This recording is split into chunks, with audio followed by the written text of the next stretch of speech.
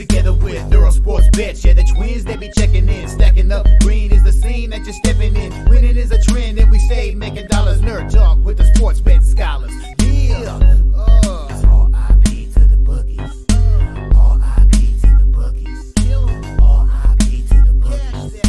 R.I.P. to the bookies.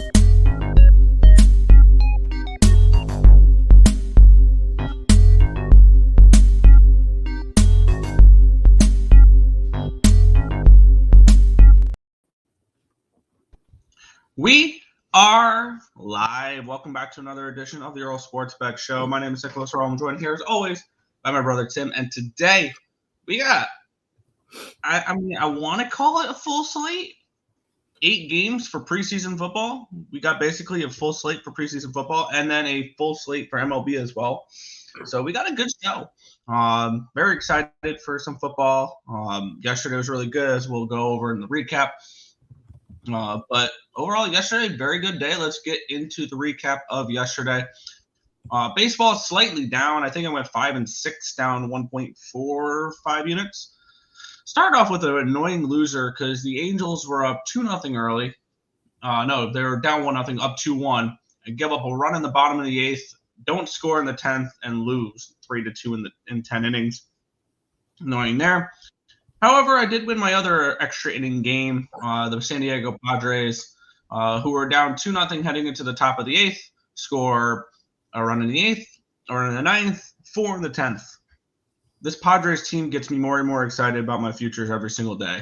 The way that they fight late in games, they come back, they get the win there, minus 125 winner there. I end up adding the Red Sox team total over and the full game over. I got hooked on the team total. They scored 1 in the 9th to make it 8-4. But thank you to the Astros for doing most of the heavy lifting there. They put up 8 themselves, so the over 9.5 does cash. Lost out on a little bit of juice because the Red Sox team total is minus 130, so that was a little annoying there. The Reds were a terrible play. They were down 3-0 at the end of 1, 6-0 at the end of 2, 8-0 at the end of 3. That was just a brutal, bad loser. The White Sox were down 7-0 at the end of 3. They made it 7-5 at the end of the first 5, but lost the first 5. They end up losing the full game as well. Colorado Rockies, team total over 4.5, full game over 10.5, winner. Nice little game there. The Rockies were up 5-1 at one point. The Braves came back and tied it before the Rockies took the 6-5 lead and held on there. The Braves, this is very concerning for Atlanta as they continue to lose games. Split out on the Diamondbacks, had the money line, which won, but had the team total over 3.5, which got hooked. So 2 of my losers were team totals I got hooked. And then the Pirates were down, I think, 5-0 at the end of 6-0 at the end of 3 innings. They made it a little bit close, but still no luck on that one there. So overall, slight losing day in baseball. CFL went 2-1. I lost on the Argos first half, but won the full game and the team total over 26.5. They win that game 39-25. A little bit of that short-term revenge. Toronto lost to Calgary last week. They bounced back and they beat them this week.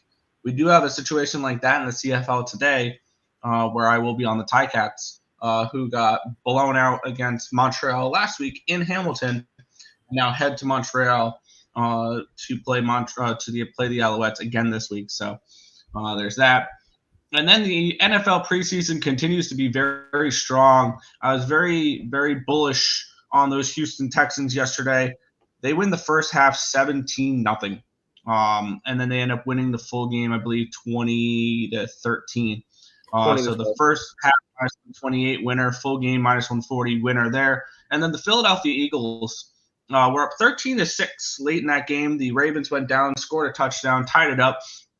And then the Eagles drove down the field and missed the field goal at the end. And then on the first play with the Ravens on offense, Emory Jones fumbles the ball. The Eagles get it right back. They run one play, kick the field goal, win the game. Eagles money line winner. 5-0 start to the NFL preseason. I've already played 5. I've already bet 5 games for today. I've doubled up on one spot that I really like.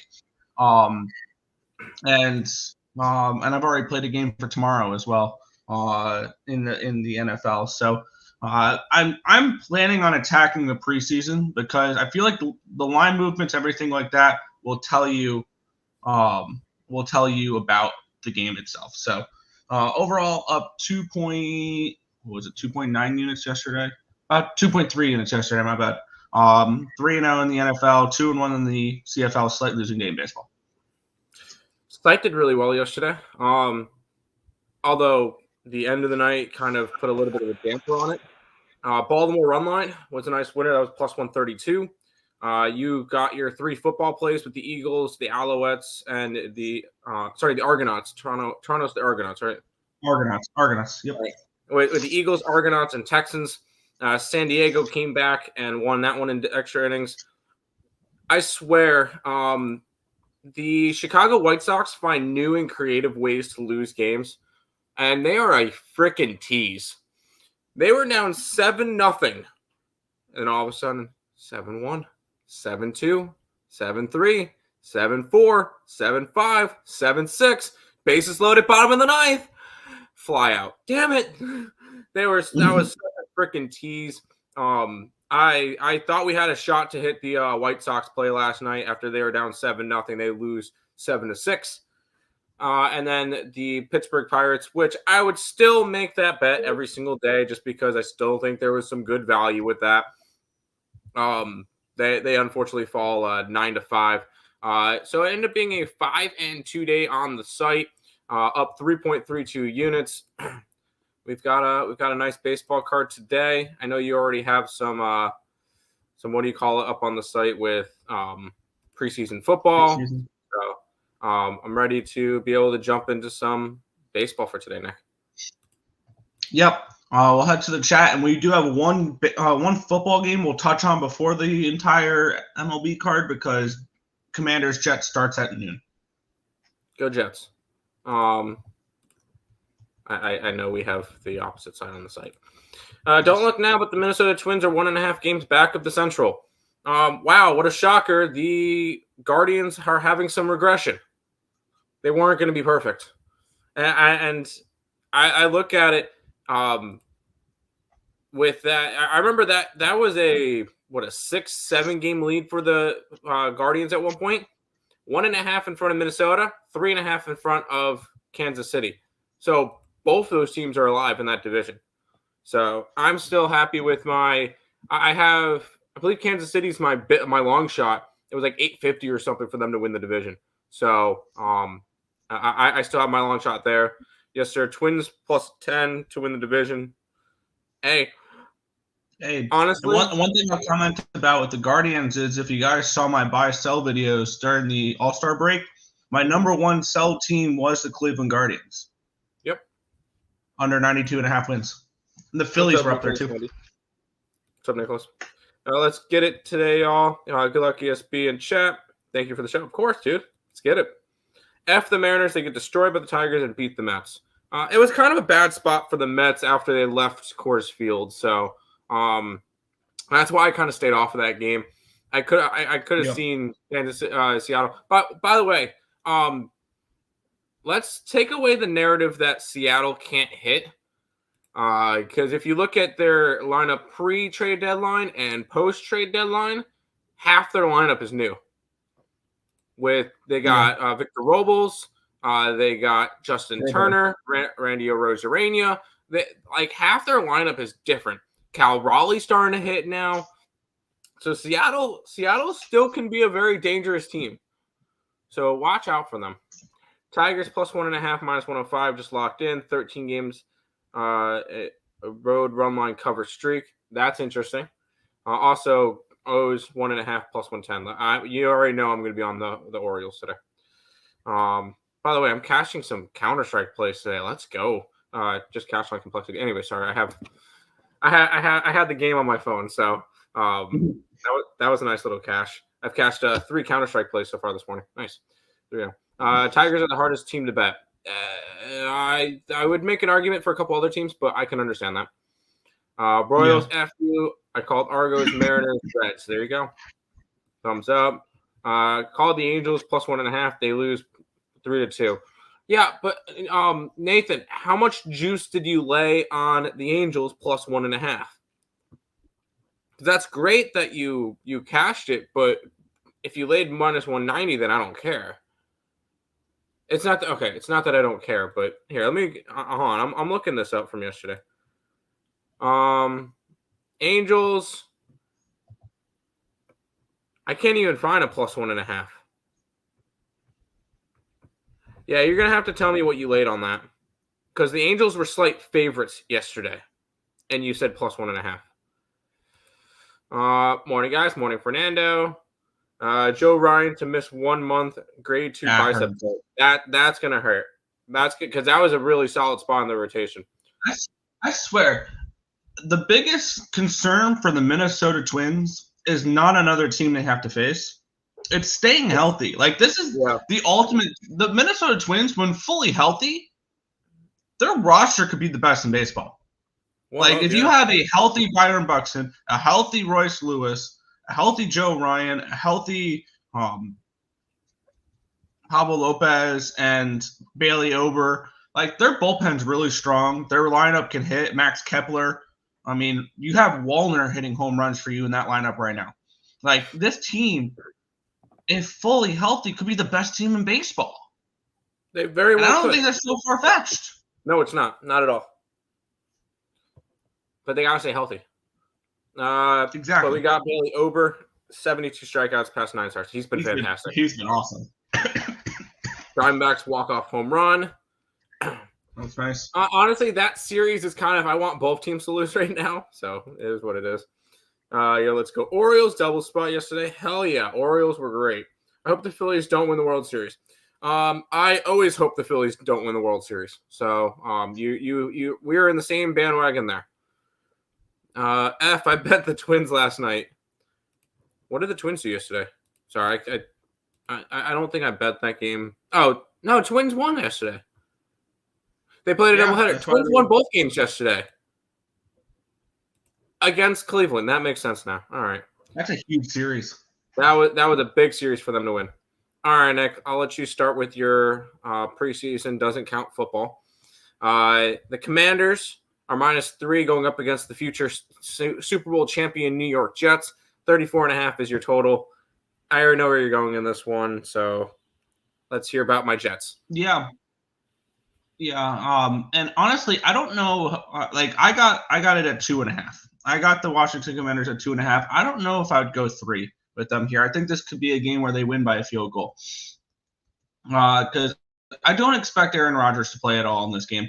So it means we're going to get Tyrod Taylor, and then after that, Andrew Presley and Adrian Martinez. Martinez transferred multiple times in college. I believe he was an undrafted free agent.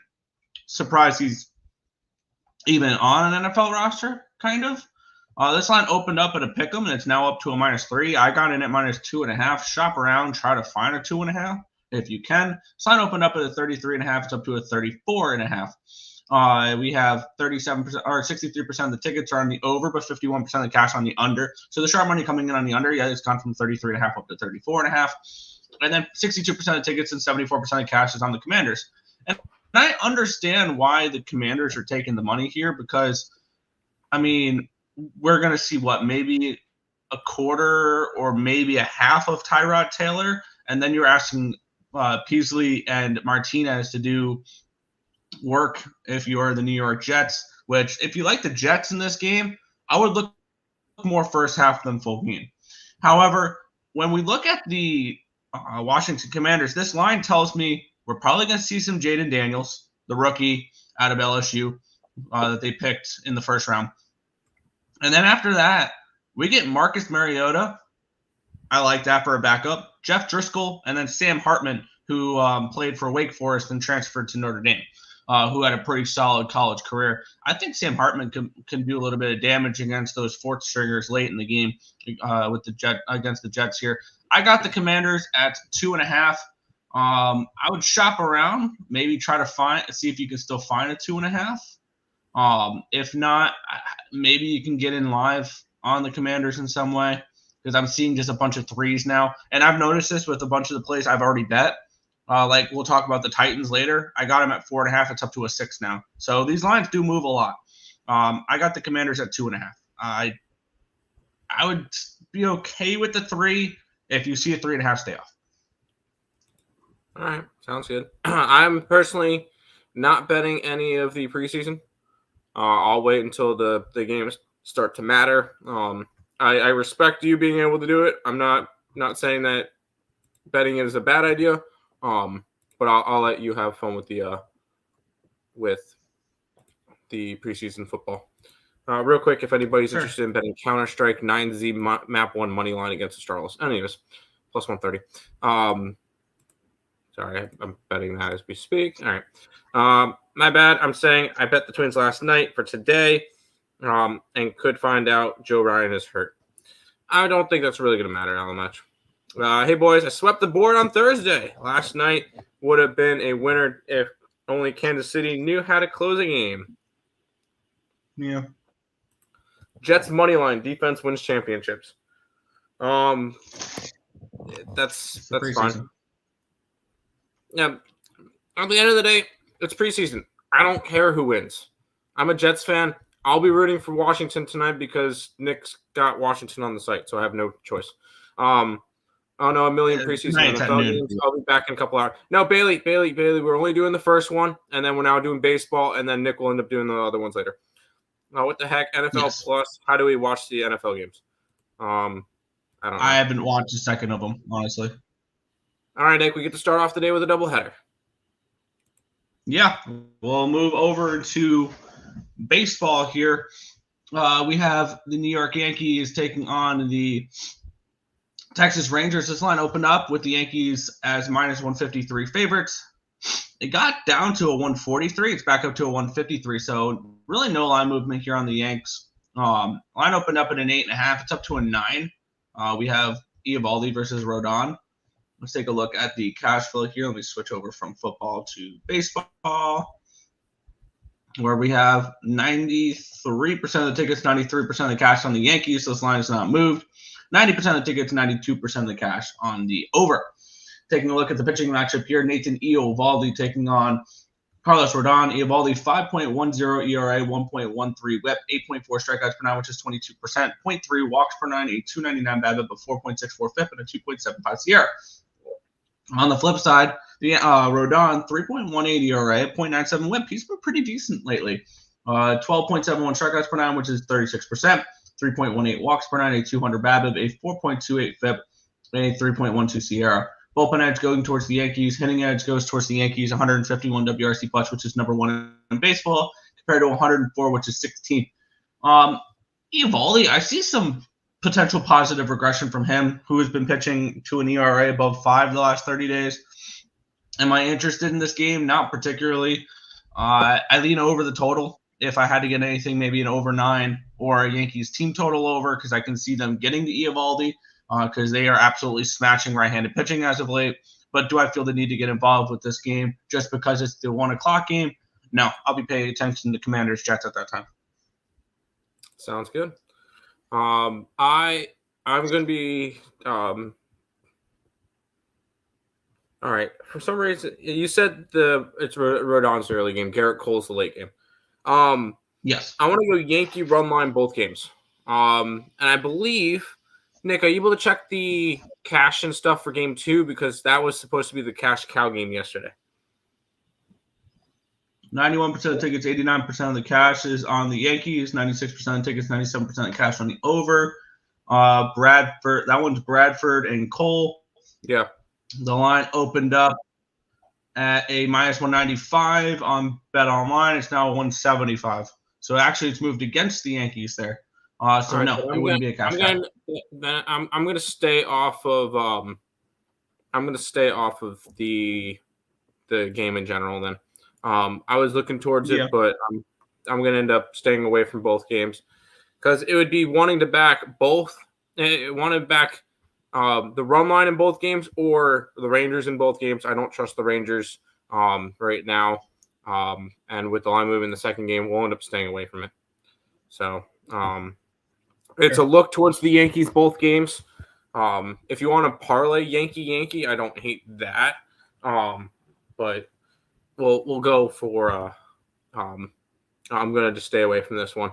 Although I mean the Yankee game, the second one was supposed to be the cash cow yesterday, did not work out for today. No, yeah, the market. No, Yankees aren't a cash cow. Texas well rested. That being said, Yankees times 2. I would have to agree with your Yankees times 2. Yeah. I just think the Rangers are a bad baseball team. It opened at minus 205. Yeah. Rangers are currently 7. Rangers are 7 games under 500. That's insane. Yeah, they're not a good baseball team. I said that heading into this year that they were going to miss the playoffs. They're not a good baseball team.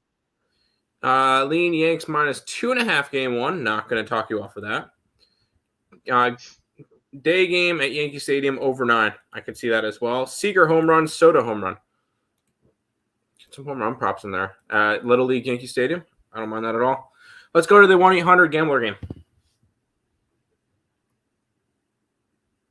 This one's interesting, and it's got my attention a little bit here. This line opened up with the Blue Jays as minus 145 favorites. It's now a 138. Line opened up at a 9 at minus 105. It's now a 9 at minus 109. So a 4-cent line movement towards the over and about a 7-cent line movement here towards these Athletics. With 91% of the tickets and 94% of the cash on the Blue Jays in this game, and 89% of the tickets, 88% of the cash on the over. The line movement slightly towards the over in this one here. Yariel Rodriguez and Oswaldo Beto, your pitching matchup here. Beto, 4.82 ERA, 1.29 whip, 10.13 strikeouts per 9, which is 27%, 3.38 walks per 9, a 3.26 BABIP, a 3.76 FIP, and a 3.82 SIERA. On the flip side, Yariel Rodriguez, 4.2 ERA, 1.33 whip, 10.8 strikeouts per 9, which is 27%, 5.4 walks per 9. He does walk a lot of batters. 282 BABIP, a 277 FIP, and a 4.39 SIERA. Bullpen edge goes towards the Oakland Athletics. Hitting edge goes towards the Oakland Athletics. 118 WRC plus, which is 10th against righties compared to 110, which is 15th for the Blue Jays here. And the way that this line is moving tells me that the Oakland Athletics are extremely live in this game. And not only are they live in this game, I think they win this game. And I would want the Oakland A's full game because the Toronto Blue Jays bullpen is arguably one of the worst in baseball. I can get plus 125 for the full game over on ESPN Bet or Bet365. And I'm kind of interested in to see what the team total for the Oakland A's is as well. So I'm going to go over to ESPN Bet and see what both those numbers are. And I might double up on the Oakland Athletics here with a money line and a team total over spot. I call it a 1-800-GAMBLER game for a reason. I'm not going to get involved in it. You could have fun with that. This is a Oakland team that I trust none. This is a Blue Jays team that I don't bet. So this one was one of the easiest passes for me on the card for today, as it normally is with Blue Jay games. So I didn't need to go big into this game, but we will have a place money. Yeah, I'm gonna double up on him here. I'm getting the money line plus 125 and the team total over 4.5 at plus 115, both plus money. I'm going to be on both the money line and team total over for the Oakland A's. There you go. Stop it. Get some help. I agree. Under in the Jays game, minus 1.5. I thought that the A's were the Jays' kryptonite, but I am not getting in the way of these trends. Jays hot, A's cold. Kind of. A's haven't won a game in a while, and Rooker has gone cold. I mean, the stream is going on the A's. Agree with Robert, under. I could see it under in this game, but I'm not. That was one of the easiest passes for me. So I'm going to go put the game on the site now, Nick. Yeah. We get the San Diego Padres versus the Miami Marlins. The Padres minus 170 favorites. Total of 8.5 in this game. Let's take a look at the line history here between Matt Waldron and Roddery Munoz in this one here. Line opened up at 155, up to a 170 now, so we do have market respect towards these Padres. Line opened up at an 8.5 minus 115, got up to a 9, back down to an 8.5, so no line movement here on the total in this game.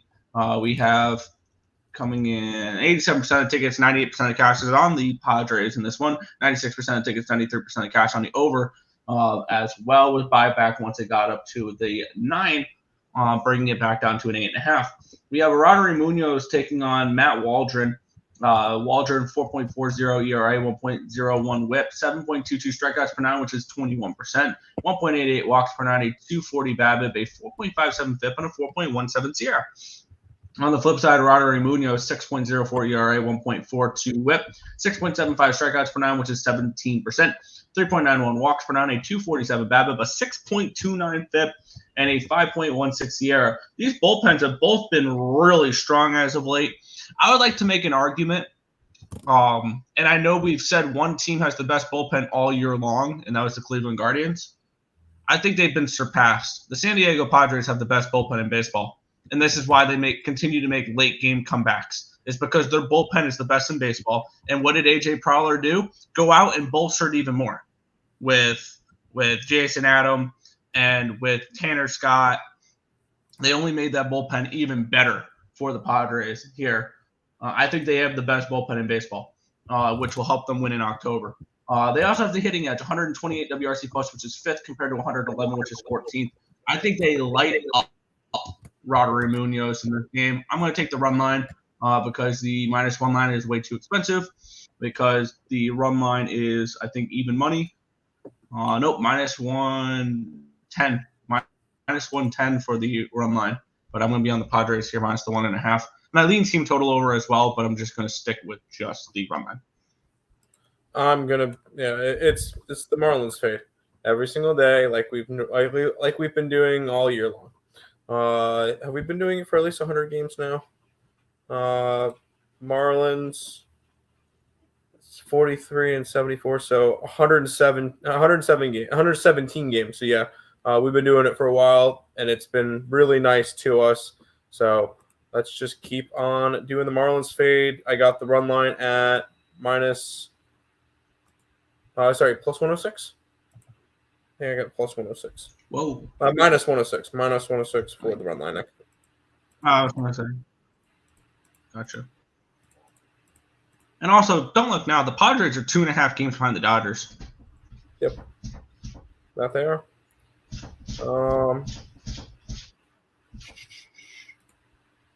Miami loses 2 crazy, embarrassing 10th inning, 2 games in a row. I know, right?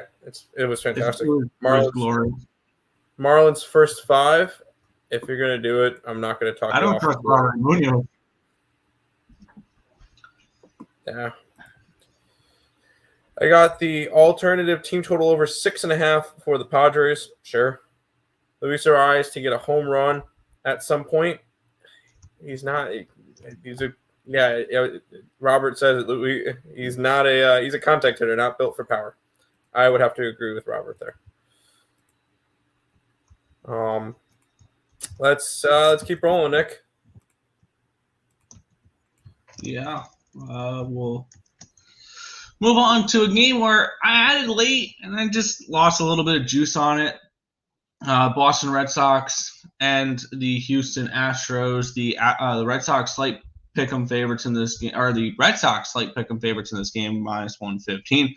Total 10.5. This line opened up with the Red Sox as minus 124 favorites. It's now down to a 114. So we do have a move towards these Houston Astros. Line opening up at a 10.5, minus 110. It's now a 10.5 and minus 106. So a slight move towards the under here as well. Let's take a look at the cash flow, where we have 70% of the tickets and 85% of cash is on the Red Sox, with the line moving towards the Astros. 92% of tickets, 93% of the cash on the over in this game, as well as lines moving slightly towards the under. We have Spencer Arrighetti taking on John Winkowski. Arrighetti, 3.38 ERA, 1.08 WHIP. He's been pretty good. 11.25 strikeouts per 9, which is 31%. 3 walks per 9, a 273 BABIP, a 3.42 FIP, and 3.31 SIERA. On the flip side, Winkowski, 4.32 ERA, 1.32 WHIP, 4.32 strikeouts per 9, which is 11%, 5.4 walks per 9, a 200 BABIP, a 5.93 FIP, and a 6.02 SIERA. However, I don't know how far he's going to go in this game. He may give you, I think he's going to give you like 5 or so innings. The bullpen edge goes towards the Astros. The hitting edge, though, the Red Sox are hitting righties pretty well right now. 141 WRC plus, which is third, compared to 95, which is 22nd for the Astros. This game is Houston or nothing for me. With the way the market's moving, they are showing no respect towards 70% tickets, 85% of cash on the Red Sox, making them more appealing to bet. 70% of you bet it, and we moved it from -124 to -114. Come on, come get your Red Sox money line here. It's Astros or nothing for me. That's the only way I can look at this game. But it's a pass at the moment. Yeah, the thing is, that's the main reason why I was off them. I was looking at the Astros in this game, and then you look at Spaghetti's starts, and how did the Houston Astros treat him? Oh yeah, they've lost 8 out of his last 10 starts, and 6 in a row. And they've given him a combined in his last 5 starts, they've given him 5 runs of run support. So it just does not look like they like to hit when he's pitching. And hey, some pitchers get the Jacob deGrom treatment, and some pitchers get a lot of offense. And Spaghetti does not get a lot of offense from his team. I'm not really. Winkowski's a bullpen arm, so that really does not matter to me. For me, it's a lean towards the Red Sox. I know your line movement's telling you otherwise, but for me, it's a lean towards the Red Sox, but nothing worth doing in this game. The way you describe that there makes it sound like this game stays under. Could be a good under game. 10.5 is a really high total. That does seem like a really high total. We've seen it before. Spencer Arrighetti. Arrighetti's not a bad pitcher. However, I don't trust these bullpens for a full game under. We saw that yesterday. That game trended under the total, and I was very lucky to get that over in general because at the end of 5 innings, it was 3-1, which that first 5 under would have hit. Yeah. I needed 4 runs in the ninth, or 3 runs in the ninth in order to cash that over yesterday. I think this game goes under the total, and I would like to back Arrighetti to pitch well here, and I think Winkowski can give us a few good innings. And this first 5 totals of 5.5. And the Astros are not hitting nearly as well lately. And this is a reasonable first 5 total to go ahead and try to go under here. I'm going to move on it. First 5 under 5.5, -120 over on Fanatics. I'm gonna go ahead and grab this first 5 under.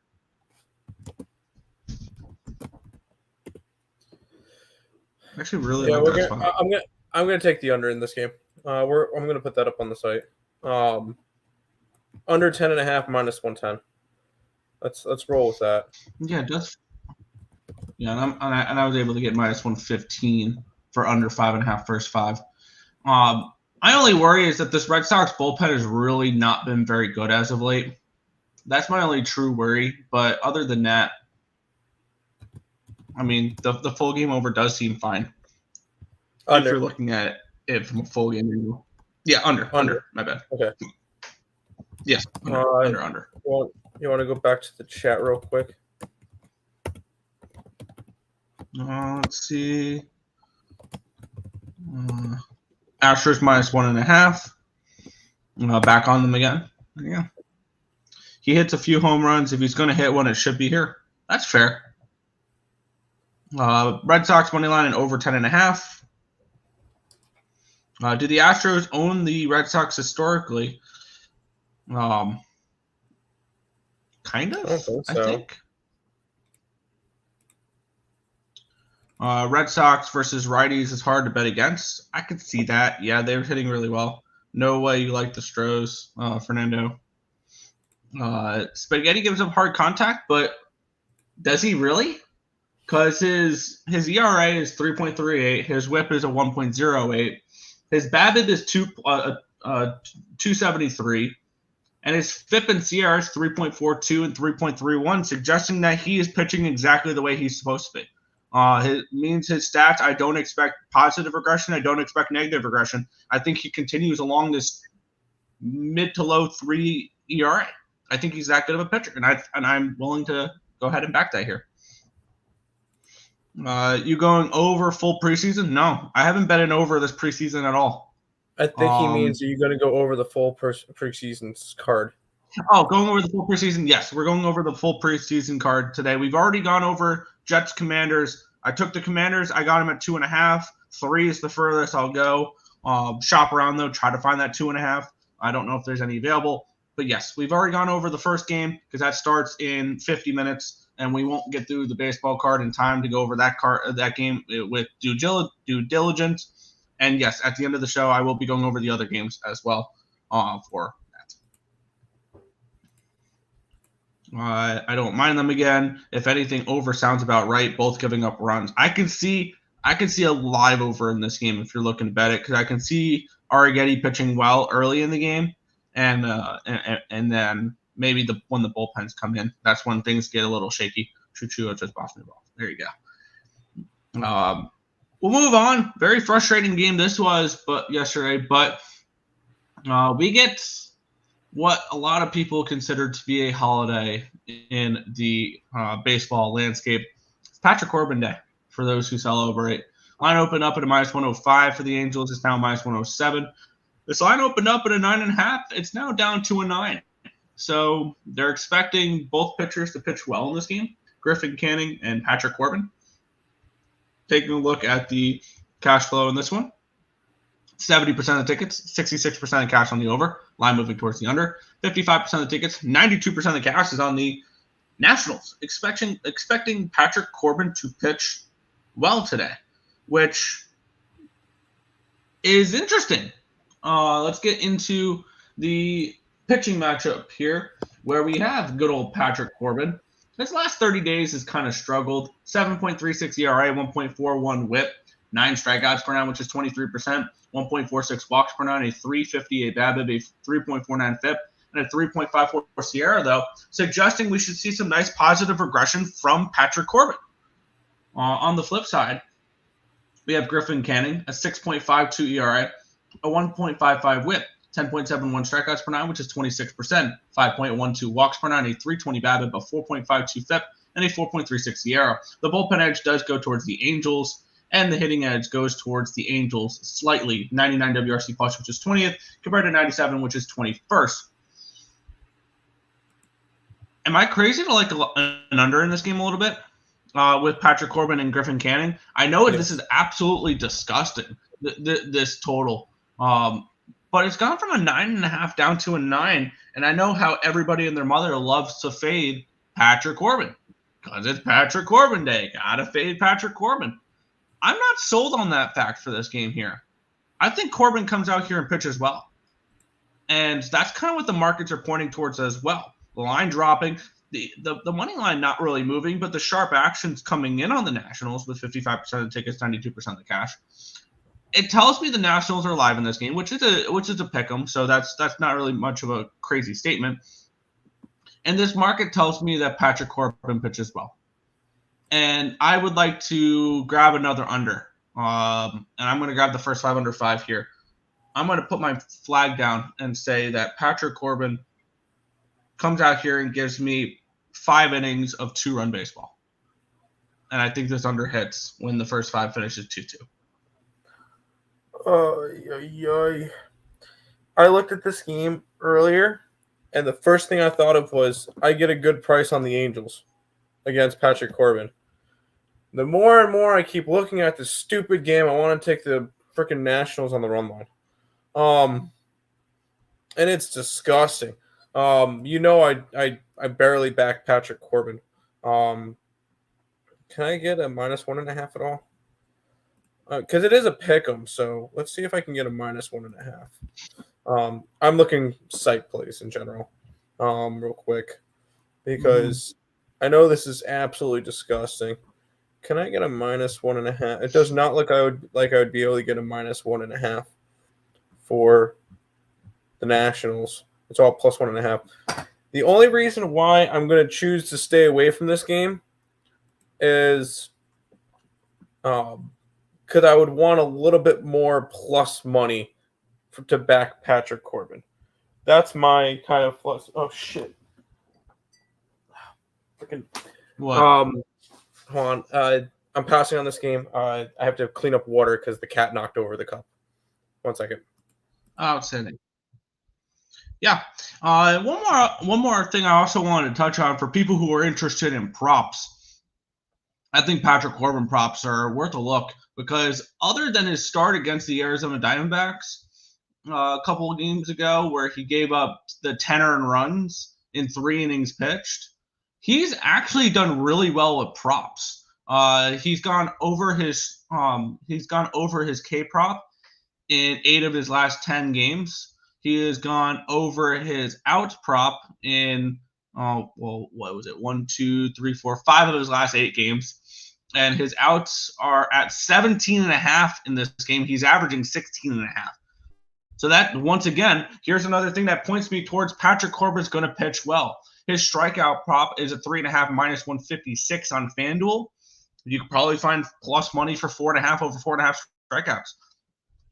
His earned runs is 2.5 juice towards the over. So they're expecting him to go 6 innings of 3-run baseball, strike out 4 batters, and give up like 5 or 6 hits. Like the markets are expecting him to do fine in this game.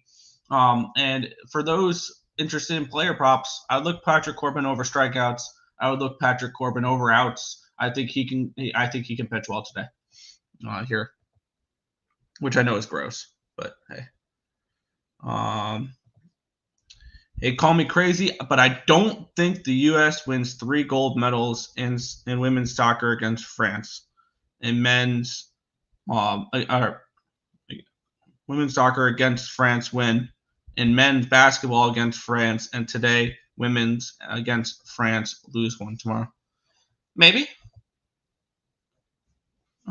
Did the stream went on the over this game? I'm on the under. I took the first 5 under. We lose tomorrow against France in women's basketball. I can see it. I'm not really capping. I would lean more towards the men's team loses today rather than the women's tomorrow. Gut says Corbin pitches well. I could see that. I really like that, yeah. The under 9 last night was -118. Now it's at -106. I saw 9.5 last night. It was a 9.5 and it went down to a 9. So that's what I was seeing. Pass.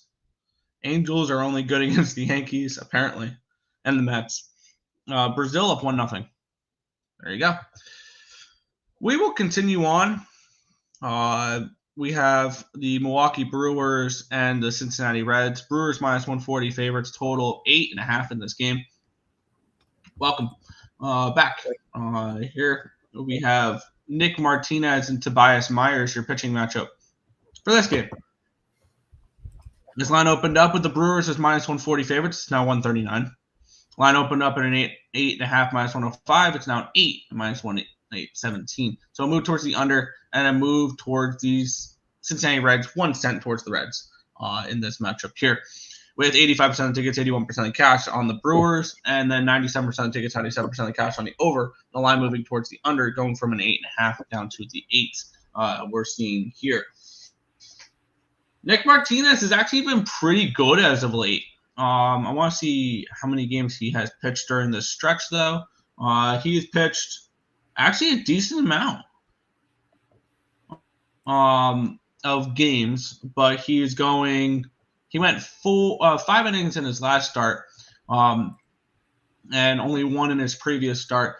But it's going to be basically a bullpen game for the Reds here. Martinez, not a bad opener. He went 5 innings in his last start, though, against the Marlins, so he could stretch out and pitch 5 innings in this one. He hasn't given up more than 1 run in over a month. Granted, his appearances are 2 innings, 1 1/3, 3, 1, 2, 4, 1, and 5. But he's given up 0, 1, 0, 0, 0, 0, 0, 1. So he's actually pitched pretty well. On the flip side, Tobias Myers has pitched decent as well. 2.51 ERA, 1.19 WHIP, 8.16 strikeouts per 9, which is 22%, 2.51 walks per 9, a 270 BABIP, a 5.55 FIP, and a 4.14 SIERA. The bullpen edge does go towards the Reds. Hitting edge goes towards the Reds. 119 WRC plus, which is 8th, compared to 114, which is 12th. The Reds remind me of the Padres last year. They are a team with a significantly better run differential, but for whatever reason, they can't win close games. They blow games late, and they're just a confusing team that I feel like if you've been backing them based on their numbers this year, you've struggled. And I'm not betting this game. I lean Reds in this one again, but I'm so tired of going up against the Brewers because it's hurt me the last few times. I also lean under the total in this game. The line moving the way it has from an 8.5 down to an 8 tells me Nick Martinez pitches well here and Tobias Myers as well. So I could see an under in this game, but the Brewers offense is not something I'm wanting to jump in front of as well as an under. So this is an easy stay off spot for me. I'm not really interested in an under in a Brewers game right now with the way they're swinging it. And the Reds offense has been pretty decent as well. But maybe if you're someone who likes these type of bets, I think a no-run first inning could be interesting. If Nick Martinez comes in, pitches 1 inning, he's been pretty good. So maybe a lean towards that, but I don't bet those. I'm going back after the Brewers. We backed them pretty much every single game against Atlanta. This is a Brewers team that I've been high on all year, so it's a team that I don't have a problem going after. I know you've kind of not been good on them, but I've been backing them a bunch this year, and they've made me some money. So no, this is a Brewers team that I want to keep going after. They're going after a sweep again. Today, they play tomorrow, so it's not a sweep. But they won 4 games in a row. They're riding the momentum from that Atlanta series. I really like this Milwaukee team right now. They look like they're almost in postseason form. Where if they look this way in the postseason, good luck. I know you keep saying that they're set up to just win the division. That's it. I think Milwaukee could be a dangerous team coming up and like in the postseason. I think they could definitely be a dangerous team. But I personally like them today. I'll take them for a sweep. When plus 145. Oh, not for a sweep. A run line plus 145 for the Milwaukee Brewers today. My concern with being excited about a Brewers playoffs is I did that last year when they had Burns, Woodruff, and Peralta as their starters. 1, 2, 3. Yeah, their pitchers is not ideal. I agree. Am I supposed to get excited over a rotation where they'll throw out Peralta, Tobias Myers, and Aaron Savali in the playoffs? I mean, it's not ideal, but this is a team that is not your big flashy names. It's content with winning their division. No, it's not. It's just not big flashy names like all the other teams got that are going to be in the playoffs. It's one of those that, hey, it might not be players that you know, but they've been really solid pitching wise this year. So, no, I'd be all right with going into that with that rotation. That's just me though. Brewers for Brewers run line here. Brewers money line is a parlay piece. Parlay then with the Yankees game 1. There you go. The way I see it, Brewers make a sweep because they have the Dodgers. They play the Dodgers next. They play a 4-game series against the Dodgers. I think he's saying they would play the Dodgers in the playoffs. No, they play the Dodgers next. Yeah, but no, they would line up to play the Dodgers right now in the playoffs because they would be the 2 versus 3. They would. It would be 2 versus 3. Well, but Milwaukee's not far off. And that's if the Brewers beat the Mets or the Braves in the first round.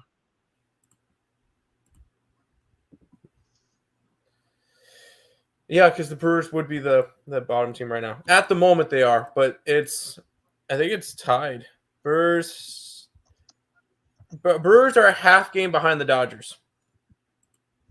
So I can see the Brewers taking game 1 against the Dodgers out of 3. They play 4.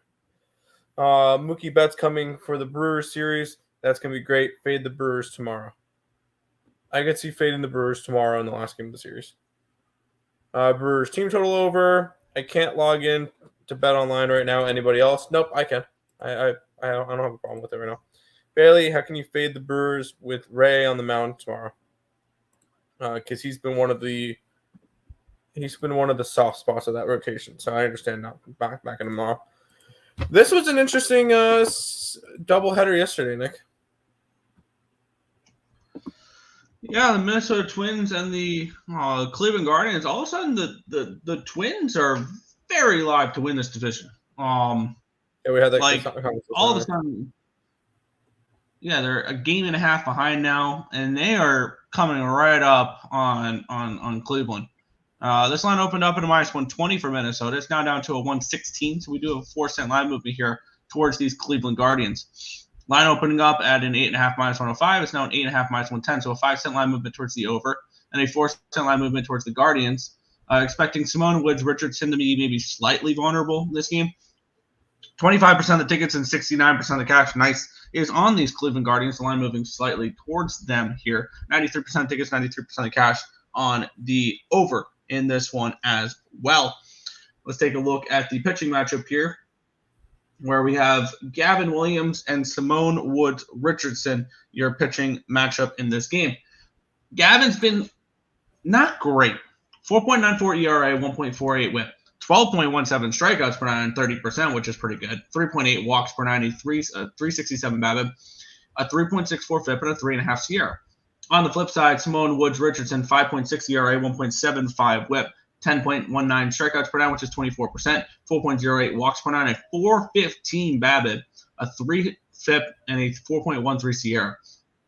The bullpen, at this point, is a toss-up. The hitting edge goes towards these Minnesota Twins, 134 WRC plus, which is 4th, compared to the Guardians, who, why are they struggling? They're 29th in baseball against righties the last 30 days, 70 WRC plus. Tells me that we see a lower scoring game in this one, potentially. I think we could see both these pitchers pitch well. Both of them, I see positive regression coming in their future because they've kind of struggled. I'm going to take a look where this first 5 is done. It's gone from it actually has moved 5 cents towards the over and 5 cents towards the Guardians. So expecting Simone Woods Richardson to maybe get hit a little bit here. I kind of want Cleveland in this game. Yeah. I have a strong lean towards the Guardians in this spot, especially after getting swept yesterday in the doubleheader. I could see them bounce back and win this game. Is it something I'm looking to move on right now? No. But it's Guardians or nothing for me in this game. I'm gonna load it up because this is one of the spots I was looking at, especially after getting swept yesterday. If that series split, maybe I'm staying away from this one. Cleveland loses both games. I think this is a Cleveland spot. I'm getting them even money on Will Hill, and I'm gonna back Gavin. And one of the things I like to look at, why is Gavin losing games? Because Cleveland's not was not scoring for him.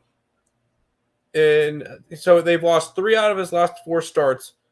Now, granted, the last 2 starts, they had scored 5 runs each. Previous 2 starts, they had scored nothing. If he can get a little bit of offense behind him, he should be good to go.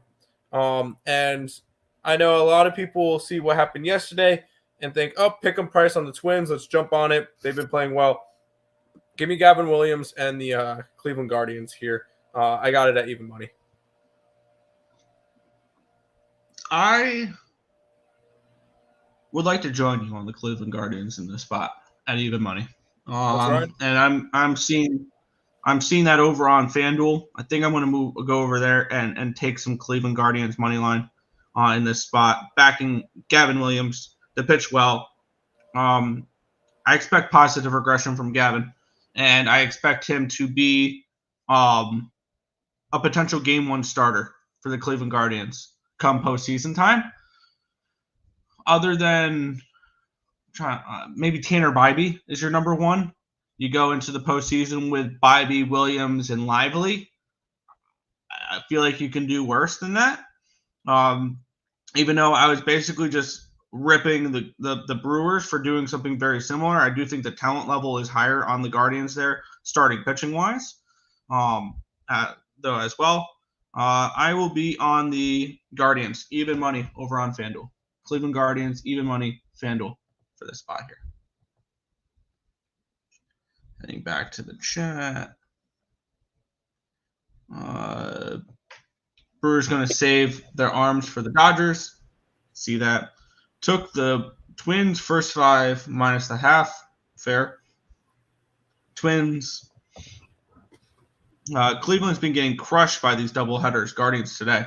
I could see it. Fading Williams. Good luck. Twins bullpen depleted. Guardians have lost 7 in a row. Yeah, Cleveland 7-game losing streak, perfect time. Yeah, agreed. Guardians. Twins are 34-21 at home next year. Yeah, they're good. I could see a Jose Ramirez home run. And you're an island. There you go. We'll keep on going here. We still got a decent amount of card to go over. St. Louis Cardinals and the Kansas City Royals. The Royals minus 135 favorites, total of 9 in this game. Let's take a look at the cash flow in this spot where we have these are first 5s. I was going to say that's a low total, 4.5. Wow. Obviously that was a first 5 total. This line opened up at a minus 132 for the Royals. It's 133. Line opened up at a 9 at minus 105. It's now 9 at plus 102. So we have a move towards the under here in this spot. We have a slight move towards the Royals. 80% of tickets, 93% of cash on the Royals, slightly moving towards them. 99% of tickets and 97% of cash is on the over. The line moving slightly towards the under suggests to me maybe we see a little bit of an under game in this one here. Let's take a look at the pitching matchup between Andre Palante and Michael Waka. Revenge game for Michael Waka, for those interested in that. Palante, 5.17 ERA, 1.34 whip, 5.74 strikeouts per 9, which is 15%, 3.45 walks per 9, 288 BABIP, a 305 FIP, and a 3.60 CR, or 3.60 CR. On the flip side, Michael Waka has been pretty good, but his numbers suggest, his underlying statistics suggest negative regression. 2.55 ERA, 1.22 whip. He's been good. 5.47 strikeouts per 9, which is 15%. But a 2.92 walks per 9, a 250 BABIP, a 504 FIP, and a 4.89 CR. The bullpen edge goes towards the Kansas City Royals. The hitting edge goes towards the Kansas City Royals, 124 WRC plus, which is 6th, compared to 103, which is 16th. For me, I kind of want to lean towards this first 5 with the Cardinals in this game, because where do I see my potential edge here? It's Andre Palante over Michael Waka. That's where my perceived edge is. I also think this can be a game where Palante pitches well. And this game goes under the total as well. I will lean towards the under. I will lean towards the Cardinals early in this spot. It'd be a first 5 under or a first 5 Cardinals money line for me. I don't think I'm getting involved with either, though. I want to get involved with Kansas City. And unfortunately, Kansas City hasn't taken that big an advantage of this 7-game losing streak because they're 2-4 their last 6 games. But I do think this could be a good spot for Kansas City to jump out and get some runs across against Palante. And I like the Michael Waka revenge spot because I know he pitched for them for a while. Waka, you know what you're going to get from him. It's going to be 4 to 5 innings, maybe 6 innings, and he's going to allow up 2 runs. And that's what you're going to expect from him. But also, Kansas City has won 6 out of his last 7 games. So this is a guy that he's getting enough run support where they're winning his starts. And that's what I kind of like to look at with pitchers is are the teams winning his starts? Are they giving him run support? They're giving Waka enough run support for him to win games. And that's definitely a spot that I want to look at. So I would look towards Kansas City. I kind of want to take him on the run line here. And the Fair. run line's around plus 150. I'm on the complete opposite. I'm on the opposite side of that. That's fine. For I know me you are. personally. I'm not moving on the game though. I leaned first 5 under yesterday, and that would have gotten blown out of the water pretty quick. So, not one I'm interested in. Okay. For sure, man. I hate this game. I will still go back to Royals. I like the Royals. I mean, hell, personally. I'm even rocking them. Royals at home. I like my Royals. I've been backing them a bunch this year. They made me a bunch of money already this year. Nothing wrong with that. Royals are nothing. Bobby Witt 2+ hits. I kind of like that. Witt's been You see, great. he hits over 400 at home. He hits over 400 at home this year. Witt's been great. Maybe here. How about instead of Kansas City run line, take Witt over bases and Kansas City money line. Same game parlay it. I think you can get it down to close to a pick'em by just taking Witt to get a hit, and but I would the wanna Royals money line if you're interested. I would grab total bases. You could probably get that at plus money, and then you get a nice little same game parlay there. Salvador Perez home run. Plante is due to give up home run. Not gonna hate that one. Let's go to this one, Nick, where we cashed on them yesterday with the Baltimore Orioles. Yeah, this is an interesting game because there's a huge question mark for this matchup, and we'll get into it.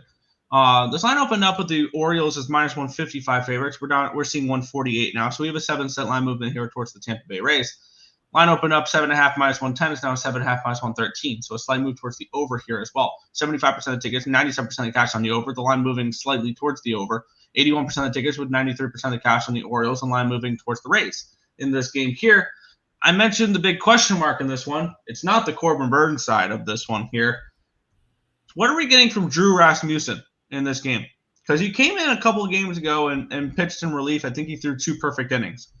Corbin Burns, 3.6 ERA, 1.12 whip, 7.92 strikeouts per nine, which is 21%, 3.24 walks per nine, a 235 BABIP, a 4.29 FIP, and a 4.30 SIERA. The bullpen edge goes towards the Tampa Bay Rays. Their bullpen has been up there towards the Padres the last 30 days. They've had one of the best bullpens in baseball.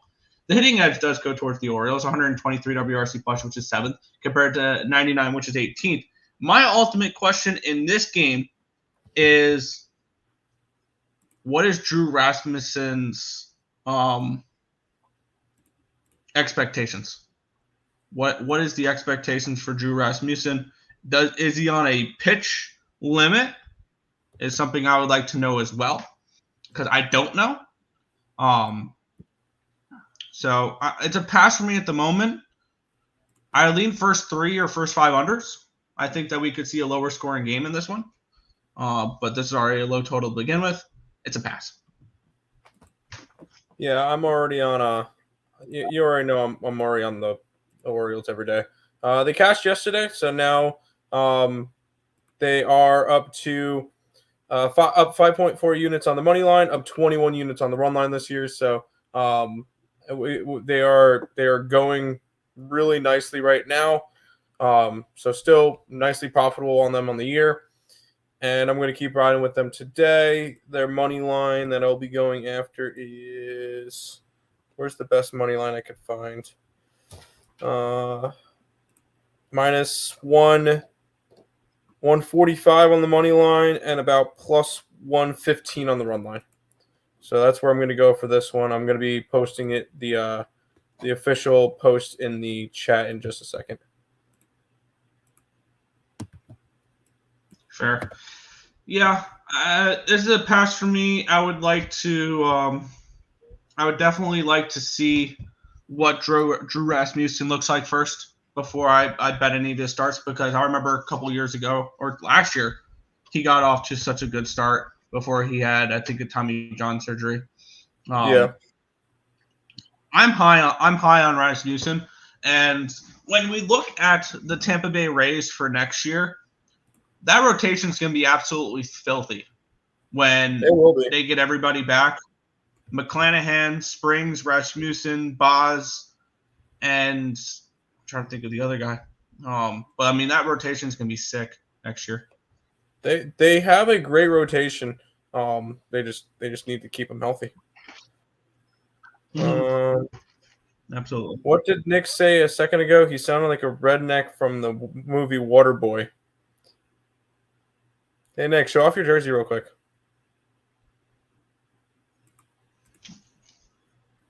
He's got the Waterboy jersey. What did I say a second ago?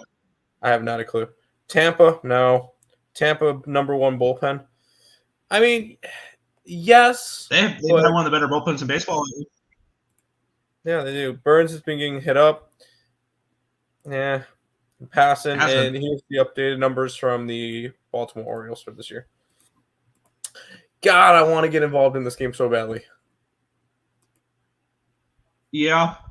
And I did not think I'd be saying this season with the way that they've been playing.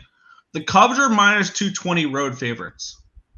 This line opened up at a 230. It's down to a 220. This line opened up at an 8 all the way up to a 9. So it's moved a full run up, and it's moved 10 cents towards the White Sox in this game here. We have 91% of the tickets, 94% of the cash on the Cubs. The line's moving towards the Sox. 98% of the tickets, 99% of the cash on the over. The line's moved a full run towards the over, so they're showing some respect in the market towards the money towards the over. We have Justin Steele versus Chris Flexen. Justin Steele has been okay as of late. He's not been the Justin Steele that we come to know and love. 4.4 ERA, 1.36 WHIP, 8.48 strikeouts per nine, which is 22%. 3.45 walks per nine, a 3.13 BABIP, a 3.45 FIP, and a 4.39 SIERA. On the flip side, Chris Flexen, a 7.83 ERA, a 1.91 WHIP, 6.26 strikeouts per nine, which is 14%, 4.7 walks per nine, a 3.58 BABIP, a 5.17 FIP, and a 5.72 SIERA. Bullpen edge goes towards the White Sox. Hitting edge goes towards bullpen edge goes towards the Cubs. Hitting edge goes towards the Cubs. 98 WRC plus, which is 20th, compared to 71, which is 28th. This is a hard freaking pass for me. I have no interest in laying -1.5 with the Cubbies at this number because what the hell is the run line for this one here? With them on the road being -220, that would be -140. No, thank you whatsoever. And even like their first 5 run line, if you want to back them in the first 5 innings, is -145, which is a no thank you as well. No, I have no interest in this game whatsoever. The line's moved to full run towards the over, which is interesting because you're expecting the White Sox to hit, which I don't know if they know what that is. Or you're just expecting Chris Flexen to get lit up and smoked. And I don't know if I trust the Cubs to do the completely heavy lifting for the total of this game. It's a pass for me. Absolutely no interest whatsoever. Can you trust me? Can you trust me with something? Cubbies, -2.5 plus 110. Happy frickin' Chris Flexen Day. This is my new favorite holiday for baseball. He's won. The White Sox are 2-20 in his starts. 2-20. And he has not won a start, or the White Sox have not won one of his starts in months. Like at least 0-10 in his last 10 starts. 1, 2, 3, 4, 5, 6, 7, 8, 9, 10, 11, 12, 13, 14, 15, 16. They've lost 16 straight Chris Flexen starts. The last time they won one was May 8th. They beat Tampa Bay. Sorry, the only time Chris Flexen's won a game was against Tampa Bay on May 8th and April 26th. The White Sox cannot win a Chris Flexen start. Trust me on the process. We've been fading them every single time. I not doing the -1.5 because I'm not. Although this would be one of the few times I would be okay laying that type of juice on a run line. Well, it would be because of this. But sign me up for Chris Flexen Day. I'm taking the Cubs -2.5. See, as crazy as my first thought with how big this line was with the Cubs was maybe taking the 2.5 with the White Sox. No. And I know that sounds weird, but that was like my first thought. Obviously, I have no interest in betting this game. I'm kind If of you have no interested interest, to then see. I'm gonna load up the Cubs play because I love Chris Flexen Day. Good luck. I'm not betting it. One thing I kind of want to. I'm scrolling through FanDuel right now because I know they have this prop. I want to see what the odds are on it because I'm almost. I can only imagine it's expensive. So Cubs -2.5 plus 110. Let's ride.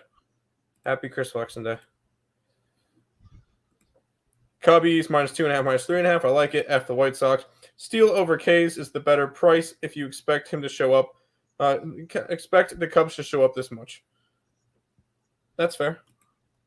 Cubs moneyline parlay. This moneyline seems like a trap, and the Cubs bullpen was god awful last night. It was, but I'm still going to ride with it. Any thoughts on Brew Crew team total over? Sure. Yes, this Brewers team has been hitting the cover off the ball. Yes, he's a bum. Chris Flexen is a bum. Parlay all the Cubs to get one hit. That's not a bad option. That's not a bad option at all. We got 4 more baseball games, Nick, and then you get to jump into some football. yeah, one other play that I would maybe look at in this game. I'm not betting it, but this would probably be my lean if I had to bet the Cubs. Is I don't want to lay the run line at -140. I don't want to lay 2.5 runs with them. But I can get the Cubs double result, first 5 run line, full game money line at -127.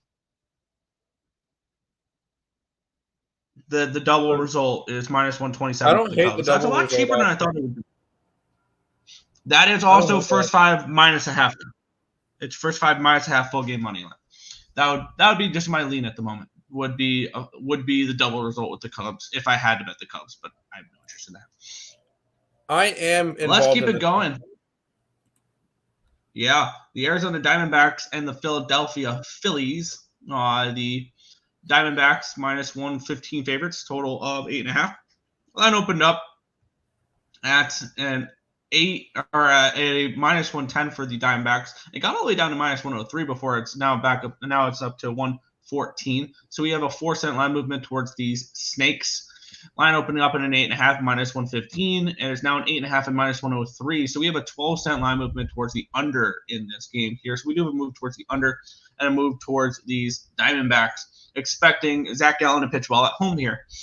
35% of the tickets and 90% of the cash is on the Phillies. We get this line to move slightly towards the D-backs, and 90% of the tickets and 86% of the cash is on the over, with the line moving towards the under. Piques my interest in the under in this game. Aaron Nola and Zach Gallen, your pitching matchup here, 3.77 ERA, 1.40 whip, 8.48 strikeouts per nine, which is 22%, 2.83 walks per nine, 329 BABIP, a 4.15 FIP, and a 4.07 SIERA. On the flip side, Zach Gallen, 4.88 ERA, 1.59 whip, 6.83 strikeouts per nine, which is 90%, 4.23 walks per nine, a 337 BABIP, a 3.64 FIP, and a 4.81 SIERA. The bullpen edge goes towards the Diamondbacks. The hitting edge goes towards the Diamondbacks, 149 WRC plus, which is number 2 in baseball. Phillies have kind of struggled hitting as of late, 88 WRC plus, which is 26. I want to say Diamondbacks and under in this game. Like, that's kind of my first thoughts on this one. Not anything I bet the first 2 games of the series. I'm not betting this one. The Phillies do look sharp, but the market's not reflecting that because this line's just not budging, or it's moved towards the Diamondbacks, even though 90% of the cash is on the Phillies, which is confusing. If this line's moved a few cents towards the Phillies, I'm a little bit more interested in Philadelphia in this game. It's a no play for me. It's a no play. But the market's kind of telling me that maybe we get a first 5 under. I did a free pick video on this one last night, and this one just seems like the too easy under. Because you got Nola, who's one of the top pitchers in the National League. You get Zach Gallen, who's been an absolute beast at home, and everybody knows it. And I feel like this just seems like the easy under, and that's why I took the over. And I know we kind of look at this about now. Normally, easy unders are like 7.5 sevens and not 8.5s. I just think this total is way too high, way too high to the point where it's not high enough, if that makes sense. Because it's, you look at these two offenses, what they've been doing lately. Arizona's been scoring. Arizona's been hot. Yeah. Their bats have been hot. So have the Phillies. And these are two teams that I want to continue to take overs with because, let's see, Philadelphia has gone, last night was an under game. Previous games to that, against Arizona, they scored 6. Against the Dodgers, 9, 6, and 3. 6 and 5 against Seattle. This Philadelphia team has been scoring runs. On the opposite side, you look at Arizona. Obviously, the first game was 6-4, which would have been an over. But other games, 5, 7, and 7 against Cleveland. That's pretty solid. 6, 2, and 9 against Pittsburgh. Pittsburgh's been better pitching lately. 5, 17, and 9. That was against Washington. But these are two teams that are hitting right now. I want to take the over, and I do lean towards Arizona with you in this one. I think Zach Gallen at home, if you're going to back Zach Gallen, that's the spot to do it. Although it hasn't been as crazy this year. 4.4 ERA on the road, 3.28 at home. If I'm taking anything with the Diamondbacks in this one, I would look towards a run line, actually, and trying to get some really nice plus money with Arizona. Let's see if I can find a run line for them. Plus 1.5. Minus, how about a Diamondbacks run line at plus 175? Thoughts on that, Nick?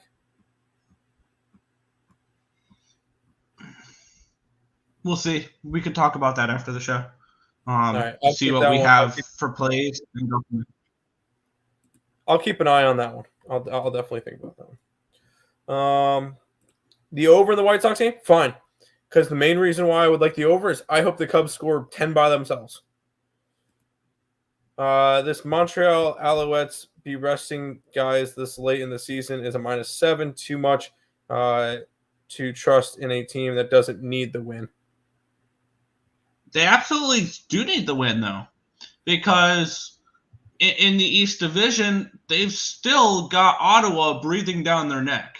And this is also a rivalry game. Keep in mind, the Montreal Alouettes and the Hamilton Tiger Cats don't like each other, just like Toronto and Hamilton don't like each other.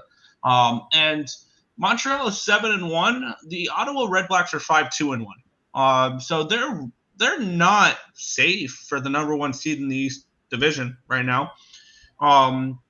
This number does suggest to me that Cody Fajardo is still out, and it's going to be Davis Alexander under center for the Alouettes here. I took the 7.5 points with the Hamilton Tiger Cats. They just got embarrassed last week against the same Montreal team at home, and I could see them making this game more competitive. They wouldn't be resting. No, we're not even halfway through the season. I think there's 21 weeks in the CFL. We're not even halfway through the season.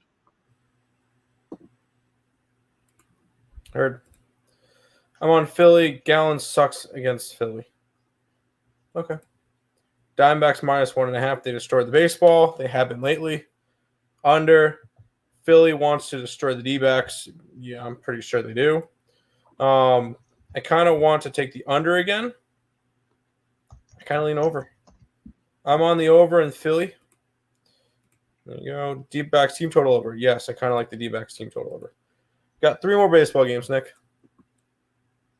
Yeah, Atlanta Braves and Colorado Rockies. The Braves -185 favorites, total of 10.5 in this game. Let's take a look at the the line history here. In this one, Max Fried taking on Dakota Hudson. Line opened up at a 10. It's up to a 10.5. Wow, this line's moved towards the over. Let's see. Okay, we really haven't had a jump in a side like that because I think it was just on undecided. Then they put in Dakota Hudson for the Rockies. Line opened up at 175. It's now up to a 186 for the Braves. If there's a game the Braves are going to break the losing streak, it's this one. Let's get into this pitching matchup here. Dakota Hudson hasn't pitched in the last 30 days. Max Fried's kind of struggled, but I don't know how much longer he's going to struggle. I think this is a great get-right team for him to face. A 5.79 ERA, 1.82 WHIP the last 30 days, 12.54 strikeouts per nine, which is 30%, 7.71 walks per nine, a 364 BABIP, a 4.35 FIP, and a 4.57 SIERA. The bullpen edge does go towards Atlanta. The hitting edge is a pretty significant one towards Atlanta. 100 WRC plus, which is 17th. They've improved against righties as of late. And if there's a team that Max Fried can get right against, it's the Colorado Rockies, who are dead last in baseball against lefties the last 30 days, 61 WRC plus. They're not hitting lefties at all, the Colorado Rockies, which that surprises me that this line has gone from a 10 to a 10.5 in this game. 78% of the tickets and 81% of cash is on the over, so I guess that explains a little bit. 90% of the tickets, 97% of cash is on the Braves. I kind of lean Braves, maybe a Braves team total. Because one thing we have seen with the Braves, even during this losing streak, is they're starting to hit better. We've seen that where they've been covering team totals as of late, but they have not really been covering winning games. They put up 5, 7, 5, and they got shut out twice. So they got shut out twice, and then they've gone over 4.5 team totals in 3 straight games. So they're starting to hit a little bit better. I lean over maybe a Braves team total, but nothing I'm going to get involved with here. Nope, not interested. I'm not touching the Braves until they prove to me otherwise. Yeah, they've been hitting. That's great. They're not winning games. And I thought that, hey, maybe a good bounce back spot yesterday after getting to play Colorado. And no, it is not the case. And I'm not going to be backing the Atlanta Braves until they prove to me otherwise. I would love to see them roll over and die. So I'm not backing Colorado in this game. I'll be rooting for them. I'll be rooting for Colorado, obviously. But I wanted to back the Braves, but there's no reason for me to. So stay away from the spot. There's no such thing as a road cash cow. Because part of the cash cow criteria is they have to be a home team. So no such thing as road cash cow. I will rock the over here. Fried still getting back from into form. I could. The only problem is that the Rockies aren't hitting against lefties. So 2 games, Nick, and I'll be on this one with you. Yeah, this is an interesting line movement, though. This line opened up with the Pirates as minus 115 favorites, and now minus 109 towards the Dodgers. I'm not surprised people saw the Dodgers as home dogs against the Pirates, and the public pounded them. Doesn't surprise me.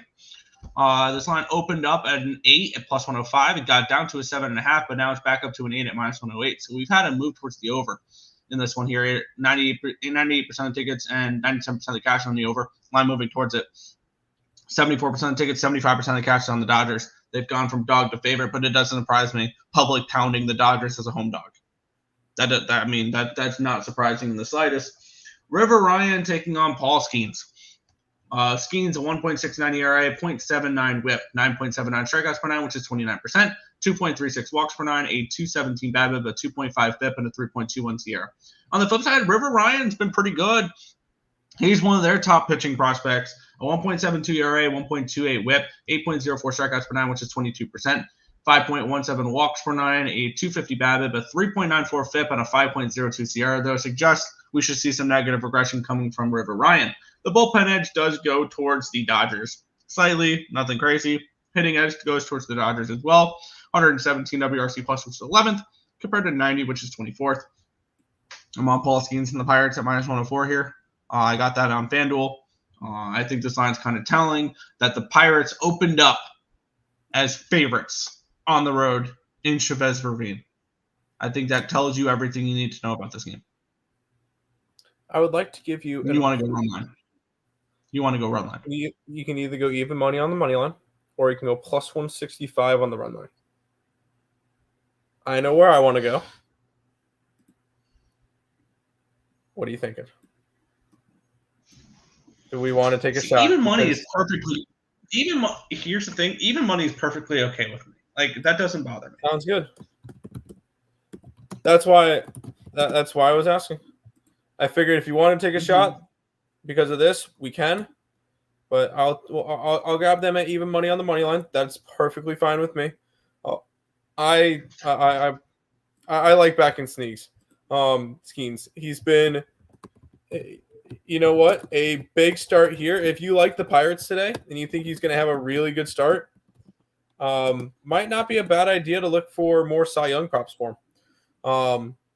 Because if he has a big shutdown day today, if he has, I know, but if he has a big shutdown start today, what's stopping them from making him the Cy Young Award winner this year? Chris Sale's limiting his innings. Wheeler's kind of tapered off. I think Sneaks is the Cy Young right now. And we'll go ahead and grab him at even money here. So Pirates money line. And if you wanted to take a shot, more shots with Sneaks Cy Young props, probably is not a bad idea if you really think he has a shutdown start today. Fair. When you could have gotten a way better price, even a month ago. For sure. But Dodgers scouting reports on Sneaks. We'll get him hit up. Ryan shoves Dodgers. Otani loves these types of pitchers. I don't blame you. He had a home run against Skeens. Hey, if you're going to take a shot with him. I'm not going to talk you off of big plus money like this. So if you want to take a shot, take a shot. Pirates bats are cold. Yeah, I could see that a little bit, but I like Sneaks. All right, Nick, this will be the last game that I'm here for, and then you get to have a whole big football card. Yeah, and I've made a move on this game. I was just looking it over, and I end up pulling the trigger on this one here. We have the New York Mets taking on the Seattle Mariners in this game here. The Mariners around 125 favorites, total of 7.5 in this game. Sean Manaea taking on Logan Gilbert.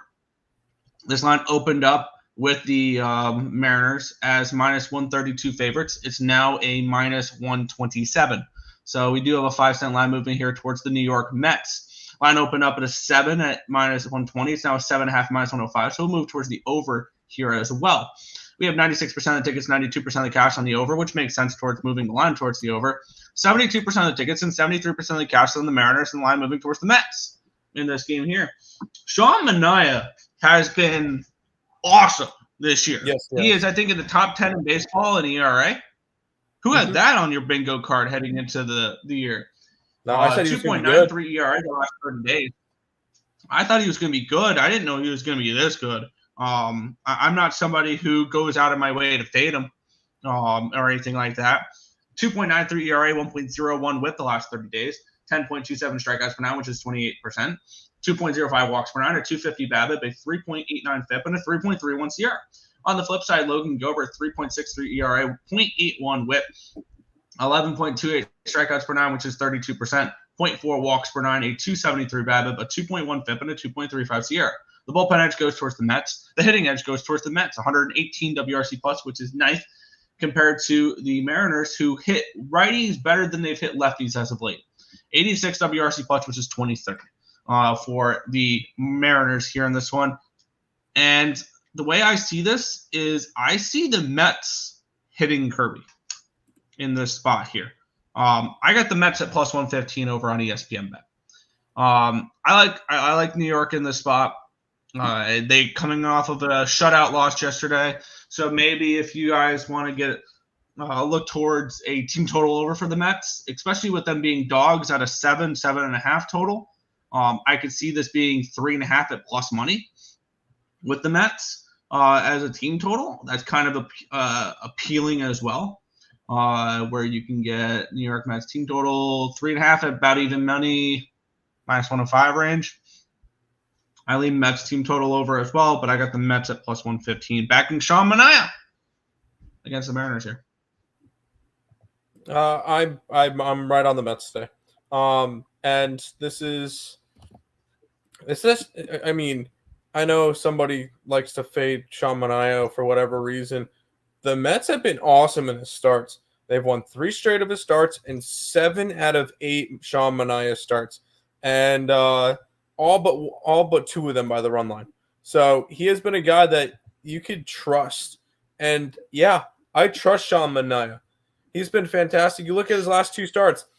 Combined 14 innings, no earned runs, 1 walk, 8 hits, 21 strikeouts. He has been nothing short of phenomenal. And those were against St. Louis, which would have been hitting nicely, and Minnesota, who is on a nice streak right now. So Sean Manaea has been able to shut down good teams, and I think he could do the same thing with the Mariners here. Mets money line around plus 115. That's going to be the last play that rounds out our card for today, Nick. I like it. And yeah, one thing heading into this year, he signed in this offseason, he signed a 2-year, $28 million contract. So he's getting paid about $14.5 million a year. If you told me he was going to come in, and we're going to be talking about him on August 10th, in 22 games, he's 8-4, the 3.30 ERA, 120 innings pitched, 122 strikeouts, and a 1.18 whip. I'm very pleased with what we've gotten from Sean Manaea. I would be too, for sure. Mets money line, yes. Lean under. Mets lost last night because of the Mile High hangover. I agree. Tonight they rock it. And Sean K's. Sean Manaea K prop? Why not? That's going to be all for me. Nick, I'll let you have fun with the preseason NFL card. Good luck, guys. I will see you tomorrow. Nick, take it away from football. Yeah, we'll transition over. We have 8 games to go over in the preseason card. I've moved on a couple of them here. Let me get up my record for NFL preseason. Bam. This is the reason why we're going over it in the show right now, because it's been really strong to start the preseason. So let's get into it here. The Buffalo Bills and the Chicago Bears. The Bills 2.5-point favorites in this game, total 38 in this spot. The Bears did play in the Hall of Fame game. They were up 21-17 heading into with about 3 minutes left in the third quarter. Total 38 in this game. As I'm transitioning over to NFL over on my line histories and my cash flow, so we can go over all of those. Here, let's switch this over to NFL, and let's get into it here. We do have kickoff starting in that Commanders game in just a minute. I am on the Commanders minus the 2.5. This line opened up with the Buffalo Bills as -1 favorites. They're now up to a -3, and this line just moved to a 3 at 11 a.m. this morning. And this line opened up at a 36.5. It's now up to a 37.5. So a 1-point move towards the over, and about 2-point line movement here towards these Buffalo Bills. We have 40% of the tickets and 67% of the cash is on the Bears. The line moving against them, no. 61% of the tickets and 58% of the cash is on the over. And this one as well. Sharp money and like the cash flow and stuff like that doesn't bother me too much when it comes to the preseason, because when I look at things along those lines, I see the line moving more towards reacting on who's actually playing in these games rather than maybe sharp money or things along those lines. The line moving towards the Bills suggests to me, I mean, we're probably not getting much from Josh Allen, if anything. Mitch Trubisky and Shane Buechele will be the third string quarterback. I'm not a huge fan of the third string, but I mean, if we get Trubisky for a little bit in this game, maybe this is a spot where you take the Bills in the first half.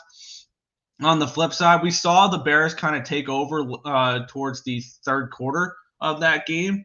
I mean, Tyson Bagent and Brett Ripien, and then maybe some Austin Reed. We saw Austin Reed late in that game last game, where it was supposed to be in later in that game last game. I'm not a huge fan of Austin Reed.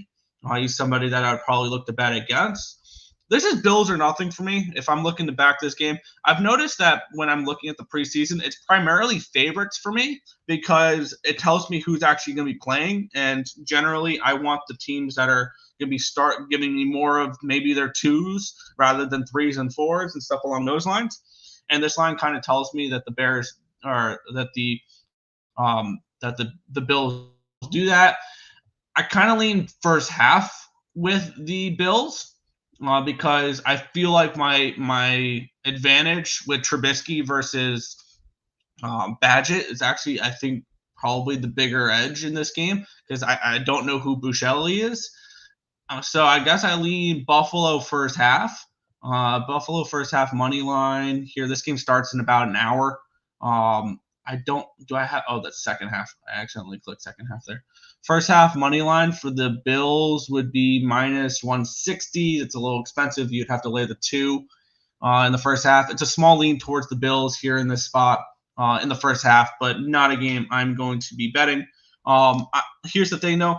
I've done pretty well. I'm not trying to fire at every game. So no play here for me, Bills and Bears. Let's see. Thanks, boys. No problem. I love the Saints and the Titans. I'm on both of those, and I don't know if I can really recommend them anymore. I have to see where the lines moved for them, but I saw the lines move dramatically in my favor with both of those because I got the Titans at 4.5 and the Saints money line at minus 125. So we'll get into those in just a minute. This one is an interesting game. The Las Vegas Raiders and the Minnesota Vikings.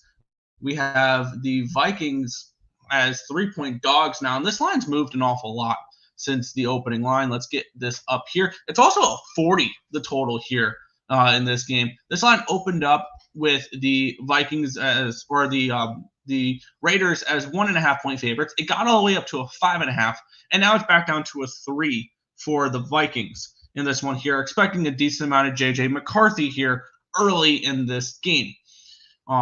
Let's take a look at the total here in this spot as well, where we have this line opening up at a 33, went from a 33 to 34 to 34.5 to 35.5, 36, 37, 39, up to 40 now. So this line has done nothing but shoot up as well. 57% of tickets, 57% of cash on the over, line moving towards it. 71% of the tickets, 87% of cash on the Vikings. Probably a decent amount of buyback after we saw the line move with the intention with the reaction to seeing J.J. McCarthy play in this game, which I kind of do want to back McCarthy a little bit in this spot. And maybe it's a Vikings first half look because when we look at this here, Raiders for the quarterback situation, I'm having to switch through all the different depth charts and it takes a second to load. So give me a second on this. It looks like, we'll probably get maybe some Aiden O'Connell, but then Anthony Brown and Carter Bradley later in this game for these Raiders. And on the flip side with the Minnesota Vikings, I'm expecting J.J. McCarthy in this game a decent amount. And after that, though, Nick Mullins and Jaren Hall is not a bad option. I think the Vikings are worth a look at +3 here if you're looking to back this game. Maybe a Vikings team total over because I can see Mullins and Hall do pretty well. We saw Hall win a game, a couple games with the Vikings last year, and he's their projected 4th string. Maybe you expect a little bit more Jaren Hall than we do Nick Mullins. So this is Vikings or nothing for me in this one, and I'm actually kind of tempted to take the +3. If I can get a 3.5, I want to take a look here. Can I get a 3.5 anywhere? If I can get 3.5, I might add the Vikings here in this spot because when you look at the full game here, I think that does favor. And it looks like I can get a 3.5 over on ESPN Bet. If I can get 3.5 here, I'm going to add the Vikings in this spot. I generally look more towards favorites because that kind of tells me, but I don't. But this line's kind of suggesting that the Vikings are very live in this game. So let's see what the number is for the Vikings here. 3.5 minus 120 over on ESPN Bet. I'm going to add the Vikings here. I'm going to add the Vikings plus 3.5 against the Raiders in this spot. I think this is a good number for them. I like Mullins and Hall late in the game compared to the quarterbacks that the Raiders have lined up. So Vikings plus the 3.5. I'm going to add that to my card. Let's head back to the chat here. Skull Vikings money line. Where's the look? Jimmy McCarthy, national champion. Yes, that's more of an indictment on the Michigan though, rather than McCarthy. He was a game manager. And over rushing yards, maybe not somebody I'm looking to go crazy about. But let's get into the next one here, which this line suggests to me we're seeing starters in this game for the Cleveland Browns. This line opened up at a 5.5. Or nope, it didn't open up at a 5.5. It is a 5.5 for Cleveland with a total of 39 in this game. Let's take a look at the line history in this spot where it opened up at a 2.5. It's up to a 5.5 for Cleveland. So a big move towards these Cleveland Browns. And the line opened up at a 36. It's now a 39. So a move towards the over here as well. Reacting to we're going to see starters for the Cleveland Browns. So maybe see some Deshaun Watson in this game early. And then later you'll see Jameis Winston and Dorian Thompson-Robinson and Tyler Huntley. This is a really good quarterback room for preseason when you're looking at it here. We also have 61% of tickets and 85% of cash is on the Browns with the line moving towards them. Very appealing there. 40% of tickets and 55% of cash on the under, though, in this spot with the line moving towards the over, which is interesting there. I'm expecting probably maybe a drive or two of Deshaun Watson, and then we're going to get some Jameis Winston and some Dorian Thompson-Robinson, and maybe a little bit of Huntley at the end there. On the flip side of Green Bay, I don't expect any Jordan Love whatsoever. That's not even a thought in this game, which I think explains why we're going to see why we see the Browns as such big favorites in this game. And maybe I should just approach this game the same way that I am with the Bengals. But I think I can go first half full game with the Browns here. I think the Browns blow them out in this game because no Jordan Love will lead us with Sean Clifford and Michael Pratt. And the more and more I look at this game, the more and more the Browns become enticing. And for a blowout type of game here. So I lean towards the Browns first half and full game. But I don't know how much or I don't know if I'm going to get to it, but it's Browns or nothing for me in this spot. We'll keep on moving on. Where we have the Tennessee Titans and the San Francisco 49ers. Titans 6-point favorites, total 38.5 in this one here. Let's take a look at the line history in this spot where we have this line opening up with the Titans around 3-point favorites, and now it's up to a 6. Line opened up at a 36.5 up to a 39.5 in this one here. Suggests to me we should see some potential starters for the Tennessee Titans. Let's take a look at the cash flow in this game where we have 45% of tickets, 72% of the cash is on these Titans. So sharp money coming in on the Titans here as well, which when we look at this Titans quarterback room, I definitely like this Titans quarterback room way better than what we will see on the San Fran side.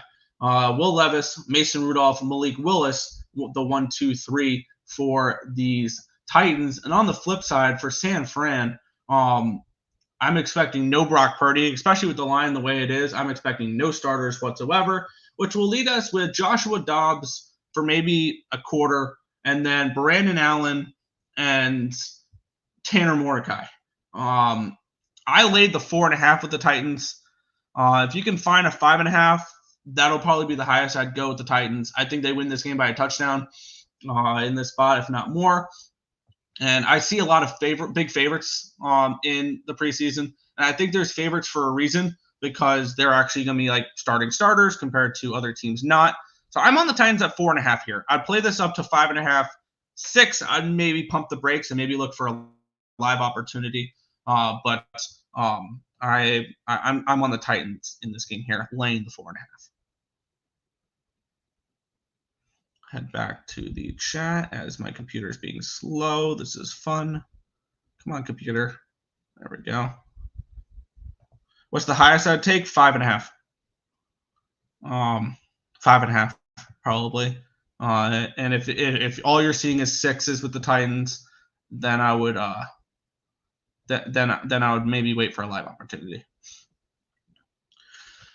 Kansas City Chiefs and the Jacksonville Jaguars.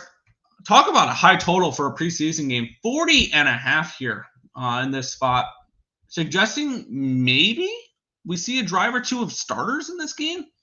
Let's take a look at the line history in this spot where we have Kansas City and Jacksonville. Jacksonville 1-point favorites. They opened up, I believe, as 1.5-point favorites.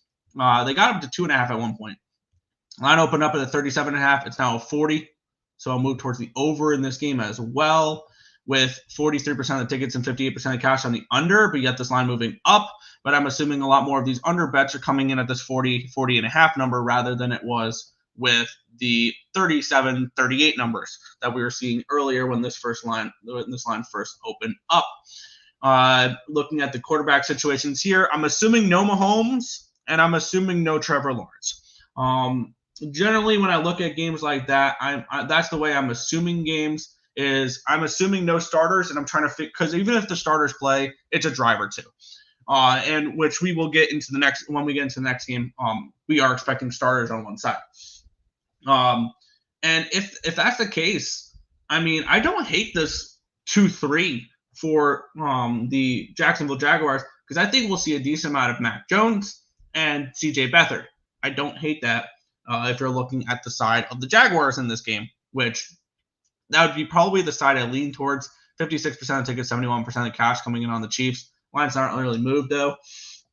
And on the other side, I mean, if you're interested in the Chiefs, you have Carson Wentz probably getting a decent amount of run in this game for the Chiefs. And then Chris Oladukin and Ian Book, which breeds absolutely no confidence to me. It's Jags or nothing for me in this game, but it's going to be a nothing spot for me. Looking at this game, maybe Jags first half, but if anything, I kind of want to exploit the 3 and the 4 for the Chiefs. So I would lean Jags full game actually in this one, with Beathard playing in the second half most likely, and Mac Jones playing in the first half. It's very appealing. Seahawks -3, not a game I got to, but we'll be getting into that one in 2 games. Cincinnati Bengals -6-point favorites, total 38.5 in this game against the Buccaneers. Let's take a look at the line history. This line opened up at a 2.5, and it's gone all the way up to a 6, and we all know why. The Bengals announced that they will be playing starters in this game, so expect Joe Burrow, expect Jamar Chase, maybe expect some T. Higgins as well, and you're giving me most likely in the first half Joe Burrow and Jake Browning. Their 3 and 4 is Logan Woodside and Rocky Lombardi, 2 quarterbacks where if I can avoid the second half in this game, I have no problem doing that, which that's exactly the way I've bet this game. On the flip side, the Tampa Bay Buccaneers, this is where I see the biggest edge in this game, is in the first half, because I don't expect Baker Mayfield in this game. And then we will be getting Kyle Trask, John Wolford as the quarterbacks for the Tampa Bay Buccaneers. You're giving me Joe Burrow, Jake Browning in the first half versus Kyle Trask and John Wolford. I'm going to take that here. I took the first quarter -0.5. I took the first half -3.5 with the Bengals. I doubled up on Cincinnati here. This is probably my favorite spot of the card, is taking the Bengals early in this one. For the Burrow and the offense to jump out early, Jake Browning to continue to pour it on, and for the Bengals to take care of business in the first half, in the first quarter. As for the full game, not as confident on it. I don't really want to lay the full 6 here in the first for the full game, but I kind of lean in that direction, but I'm not going to triple up on a preseason game. I do like the Bengals early more than anything in this game. First half, full game. Bengals -0.5, -3.5 for this matchup here. 2 games remaining on the card. Seattle Seahawks, LA Chargers. Seahawks 3-point favorites, total of 34.5 in this game.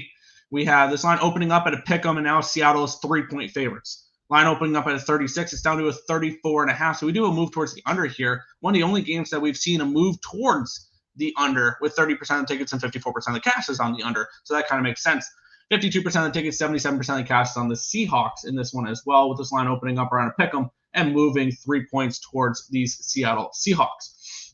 I do expect the Seahawks to probably win this game because we're going to see, I don't know if we'll see much Geno Smith. It'll probably be a decent amount of Sam Howell and XFL legend PJ Walker, which I don't hate for a preseason quarterback duo. On the flip side, with the Chargers, generally we see the Chargers not really care about the preseason. Brandon Staley was not a coach that cared, but this will be the first game with Harbaugh as the head coach of the LA Chargers, which I don't expect much offense in this game. I don't expect much throwing of the football in this game for the LA Chargers. We'll probably see Easton Stick, Max Duggan, and probably some Casey Bauman and some Luis Perez. This is a game where I would look towards the under. I think this is this is probably, if I had to say my favorite under on the card, I haven't bet any, but this would probably be it. I don't know where the offense comes from in this game. I see the Chargers running the crap out of the ball with Harbaugh. I expect a very conservative game plan for Harbaugh in his first game here. I lean under the total. If I had to get involved with anything here, it's the under. I have no interest in the Chargers, though. It'd be Seattle in the under if I had to bet anything in this game. But I'm not trying to bet every game on the card. So we'll move on to the final game here. I beat a nice little line movement here on this spot. New Orleans Saints and the Arizona Cardinals in this one here. The Cardinals opened up, I believe, as 1 point favorites in this game, and now the Saints. Cardinals opened up -1.5. It is now -3 for the Saints. And then this line opened up at a 36. It's up to a 38. So a 2-point line movement towards the over in this game and a move towards the Saints pretty significantly. 49% of the tickets and 82% of the cash will do that. 43% of the tickets, 63% of the cash on the under, and the line moving towards the over is interesting as well. Looking at the quarterback situation here, this is not one of those spots where I see a massive quarterback edge on my side because I did take the -1. I got -125 the New Orleans Saints. And it's probably going to be Jake Haener and Spencer Rattler. I kind of like Spencer Rattler a little bit. It doesn't thrill me, but the way the market was moving in this game made me believe that the Saints were the side, with the Saints going from dogs to favorites, which is generally one of my favorite angles to use in the preseason, is when a team goes from the underdog to the favorite. And then on the flip side, Arizona does not excite me for quarterbacks. I don't expect Kyler Murray in this game. That's what this line movement's telling me. So we'll see probably some Desmond Ridder and some Clayton Tune in this spot here, which isn't terrible. I can understand why the lines move towards the over because I could see the quarterbacks put up some points in this game. I got the Saints at a -125. The highest I'd go is laying 2.5 with them. If it's only threes, I wouldn't recommend it anymore. But I am going to be on the Saints to wrap up this card here at -125 is what I got him at. I would lay the 2.5. If that was the only option here, which I don't know if there's any 2.5 remaining. If there is, I'd go ahead and take it. If not, then I would stay off. So lean towards the Saints at this point, but no play here. And that is just a spam one there. And that is everything for today's card. Hour and 53-minute show. Appreciate all you guys hanging out, listening to the preseason football as well. I look to attack preseason football this preseason. We're already 5-0 to start. Let's take a quick look at what we got going on here in the one game we do have action at the moment, because we are, I believe, pretty early into this game here. And we had a touchdown for the Commanders. They currently lead 7-0 over the New York Jets. Things you love to see. So there we go. But we're going to recap, and then we're going to head on out here for this one. In the MLB, Oakland, money line +125, and team total over 4.5 +115. San Diego Padres -1.5, -110. Houston, Boston, first 5 under 5.5. Fanatics for the Padres. ESPN bet both for those athletics bets. The Angels, Nationals, first 5 under 5, minus 115, bet 365. Cleveland Guardians, even money, FanDuel. Pittsburgh Pirates, minus 104, FanDuel. New York Mets, plus 115, bet ESPN bet.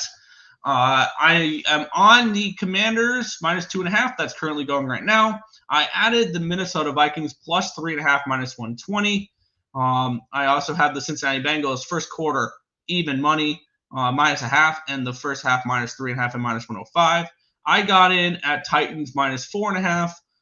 If you can get a 5.5, I'd still take it. If it's 6, maybe pump the brakes a little. And then Saints, I got in at minus 125. If you can still find a 2.5, I'd be fine with that. If it's a 3 everywhere, I wouldn't be. So for me, that is what I'm rolling with for today. I'll head back to the comments one last time, and then we will head on out for this one. There. Spencer Rattler was so cocky in college. I get it. Yeah, he was pretty decent in college. But that is going to do it for this show. We will catch you guys same time, same place tomorrow for another edition of the Earle Sports Bet Show. Good luck, guys.